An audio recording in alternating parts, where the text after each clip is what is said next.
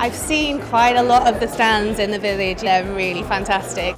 It's so lovely to have such a great selection. Across health, fitness, wellness, biohacking.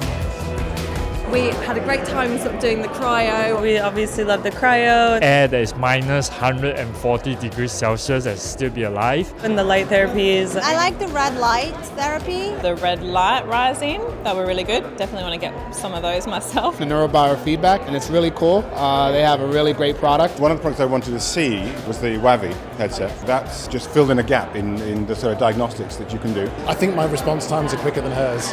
I don't know about that. Just bought some chaga mushrooms. Nucleotide nutrition. We tried the kombucha. The bone broth stand. The blood testing for the keto is also very interesting there as well. So we've got the chili pad people here, which is one of my favorite bits of technology. The Carol Fit, I tried that one. That was pretty impressive as well. Felt really good after that. I just went and saw Qualia. Yeah, all of that stuff was really good. I like the hyperbaric oxygen chamber. I tried the oxygen thing that I needed to go in. It was really good. Getting high on bulletproof coffee. The bulletproof coffee, I really liked it. And I think I went back there for 3 cups. And I also bought an X3 bar. It's going to be really interesting when I get back home to try that. Dry farm wines are pretty cool. Healthier options for wine. The biocharger is very, very interesting, so I had a look at that. I use a Yora for your sleep and how to perform the day after.